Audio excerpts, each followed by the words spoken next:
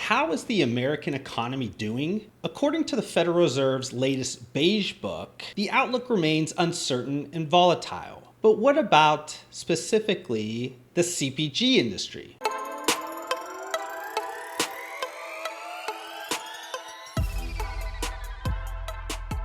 So if you didn't watch the last Beige Book video that I put together and explained a little bit about maybe what exactly the Federal Reserve Beige Book is, this is the second video in the series in terms of analyzing the Federal Reserve's Beige Book that comes out every 45 days. The Beige Book is a Federal Reserve System publication about the economic conditions across all 12 Federal Reserve districts. It characterizes regional economic conditions and prospects based on a variety of mostly qualitative information gathered directly from district sources. Why you should care that there is a qualitative nature to the Federal Reserve Beige Book is because it creates an opportunity to characterize dynamics and identifies emerging trends in the economy that might not be readily apparent in available quantitative data. Additionally, most CPG businesses today are not done in a regional or a local level. Most are provided nationally as a few clicks of your mouse in creating a Shopify site or being on Amazon or just being marketed through Facebook. You become a national brand. And when that happens, you start to create this like one size fits all approach to sometimes your marketing, product development, a ton of different things. But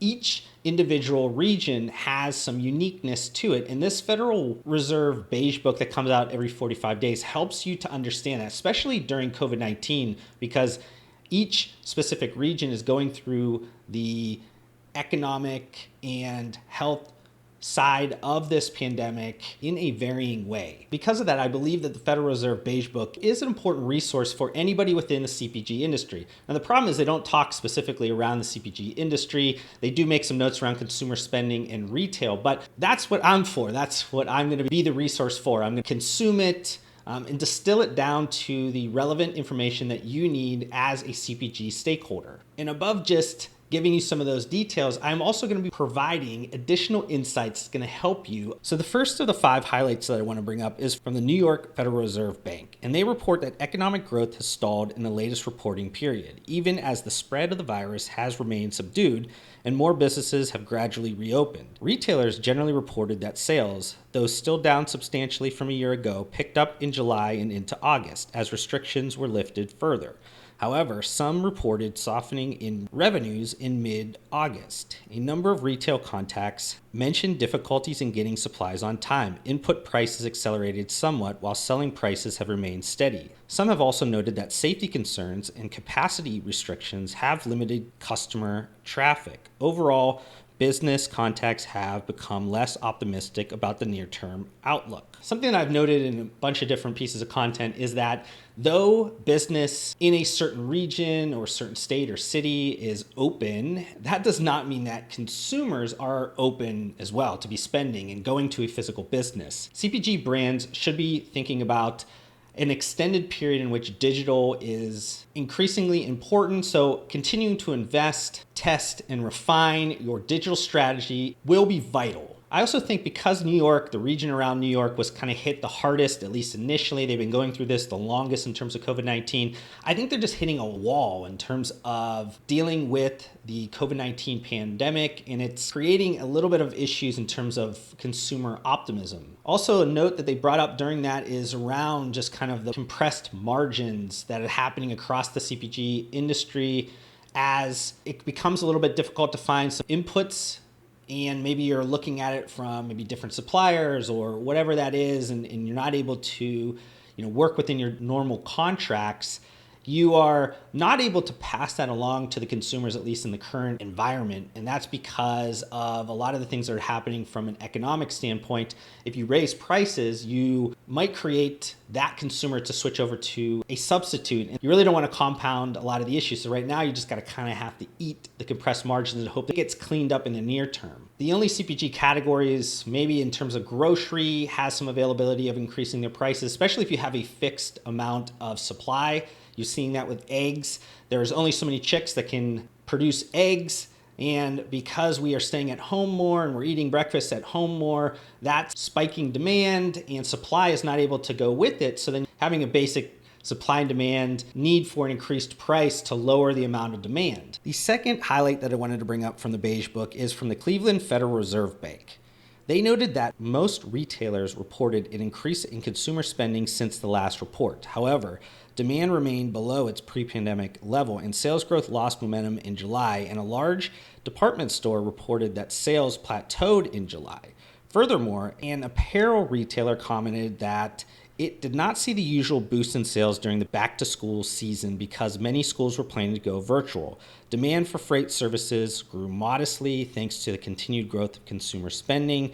A number of contacts reported that ongoing shortages of trucks made it difficult to meet customer demand. Moreover, the variation of businesses reopening across the state made it difficult to anticipate where trucks are needed. Looking ahead, contacts expressed uncertainty regarding the outlook for consumer spending, citing the path of the virus, future of fiscal stimulus, and reopening of schools as major unknowns. While the Cleveland Federal Reserve Bank noted the back-to-school spending towards the apparel industry, I also want to make note of it in terms of the CPG industry, specifically around some of the brands that are looking at back to school with some of the like packed lunch, or even if you're thinking about this from a work from home perspective, also, maybe packed lunches and maybe how that relates to consumers now staying at home. So because of that, need to take a look at just like maybe your configuration variants of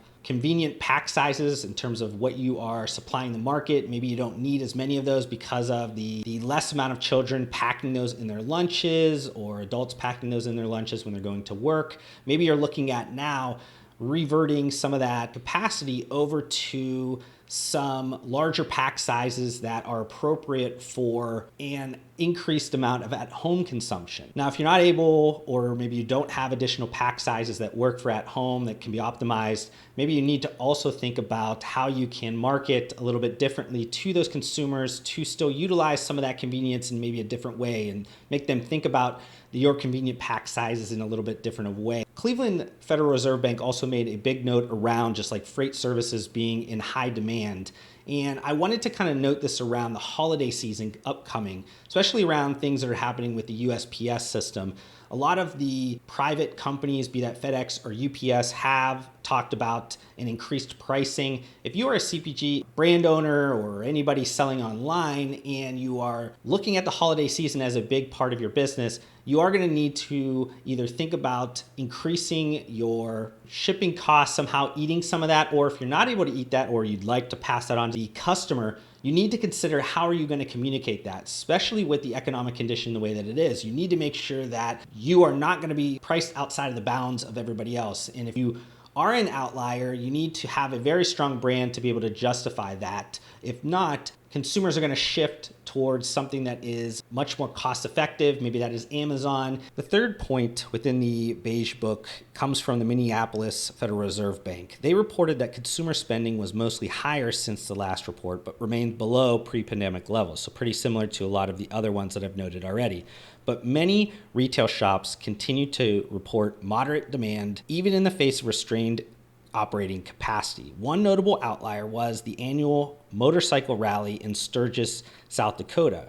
Attendance was down modestly from previous years, but offered a spike in regional consumer demand. So I mostly wanted to bring up the Minneapolis Federal Reserve Bank, this Beige Book, mostly around the Sturgis event. This is the first, to my recollection, largest event that has stayed the course. Every other kind of major event has closed down. Now, Sturgis is a little bit different because it's not necessarily a corporate event. It's something that has organically happened over time, but South Dakota has stayed very stern in terms of opening up their state for business, and they did not put any specific restrictions, to my understanding, around Sturgis. But overall, I think it's encouraging to see large events coming to life again. I think this is a big part of human interaction, of making sure that we can get back to our normal life. The fourth insight that I wanted to bring up was from the Dallas Federal Reserve Bank. They reported retail sales fell steeply in July, but stabilized somewhat in August. Wholesalers also noted declines, though not as pronounced. Just over 3/4 of retailers said July revenues were below normal by about 22% on average. More than half of retailers said supply chain disruptions were restraining revenues, in addition to weak demand. Expectations for future activity declined substantially, and uncertainty rose sharply. While there's a lot of commentary within the individual districts of the Beige Book talking about year-over-year declines in economic activity, Dallas went a little bit further and tried to quantify that for us, and also tried to go a few steps further and attach a few whys behind the decline. I did, though, find it interesting that over a half of the businesses that saw a year-over-year decline are noting that supply chain disruptions were also compounding some of the weak demand, and I think that that might have something to do with just the variability or the flexibility of businesses. A lot of times you're kind of stuck in your ways, your way to doing things. I know especially around the grocery channel,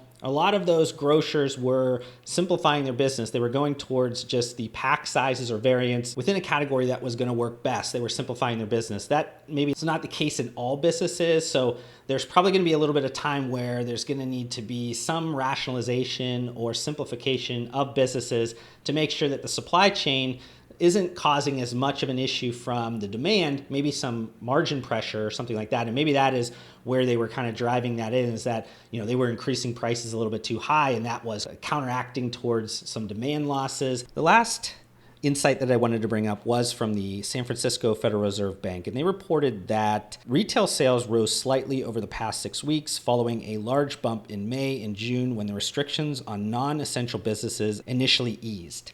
Foot traffic to brick-and-mortar establishments decreased only slightly from the end of June levels, while growth in e-commerce remained robust. Sales of some specialty goods, for example pet products, were on par with those from a year ago. Retailers in some other sectors mentioned reduced sales, operating hours, and capacity utilization, attributing the cutbacks to increases in COVID-19 cases and adherence to social distancing guidelines. I think across all of the different district banks that noted, from the last Beige Book that I put together, that was just probably one of the worst Beige Books in terms of performance, you did see an increase. And I think there was some pent-up demand out there. But as that pent-up demand kind of washed out and the first wave of consumers kind of went out and checked things out, the second wave of consumers maybe checked things out and maybe weren't as excited, and then you had additional waves that are still stuck at home, that are not really all that interested in going out and shopping in a physical business. So I think those waves, as consumers kind of get comfortable and maybe see some of the data in terms of what's being reported in through the media, and they get comfortable with it, maybe they start to come out and shop in brick and mortar establishments. But it's something to pay attention to over the next couple of Beige Books. The pet industry, if anybody's been paying attention or you're in the pet industry, you must be counting your blessings, because COVID-19 has been a huge benefit for you. As people are sheltering at home, why not spend a little extra to pamper your best friend, your pet? Or if you don't have a pet, maybe you went out and got a pet. This has been an accelerant to that trend that's already been happening. It's also important to note around some of the new norms of retailing, and maybe some consumers being not all that interested in accepting some of the new norms. I know for myself, a lot of times when I am thinking about shopping in store currently, and I'm thinking about maybe some of the restrictions that I have to adhere to because respect private businesses, I'm not all that interested. I just shop online. I've always had that thought anyways of just can I shop online? But I think a lot of consumers now are having a lot more of those decisions in front of themselves and saying, I should just shop online. I get a similar experience online. I don't need to put a mask on. I don't need to deal with all the different store restrictions. I think you're going to continue to see that until some of the restrictions ease in terms of private businesses or even within state and local governments. I did want to conclude this video with just some zoomed out insights from the September 2nd Beige Book from the Federal Reserve. As I mentioned, most of the districts were talking about economic activity increasing from the last Beige Book, but it was still down year over year from a pre-pandemic level. A lot of them noted that individual businesses were talking about increased uncertainty. They believed that there was going to be more volatility in the market. Businesses also are dealing with trying to find labor. Again, depending on what type of business, CPG business or CPG retailer you're dealing with, you're struggling to find appropriate labor if you're growing, or maybe you laid some people off early in the pandemic and now you're trying to rehire some new people. There's a ton of different things that are going on within the human capital side of the market with the availability of daycare. Sometimes children are schooling remotely, and up until halfway through this reporting period, there was also some unemployment benefits, jobless benefits that were a little bit higher than what people were normally receiving for unemployment. So that was causing some issues in terms of the workforce going back to work. Also noting that the pricing pressure across some of the districts is because of some of the input or supply chain disruptions, but CPG brands are not able to kind of pass a lot of those on unless they have some type of fixed supply element where the supply and demand curve kind of spikes and it's justified.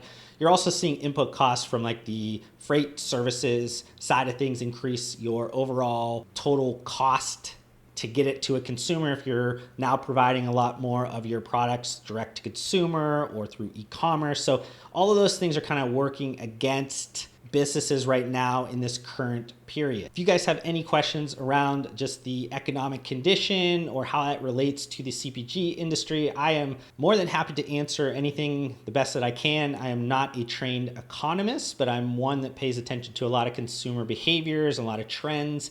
So I would love to kind of dig in and provide you any additional insights that you would need. Thank you so much for watching this video. If you want to help support me, make sure you guys hit that thumbs up button on this video. If this is the first time you've been introduced to my videos, would love for you guys to be a part of my community by subscribing to my channel. I upload several videos just like this weekly. And if you guys want to connect further outside of this platform, I do include all of my social media links down below. I just want to thank you guys again for your time. Hopefully I gave you some value in return, and we'll see you guys on the next video.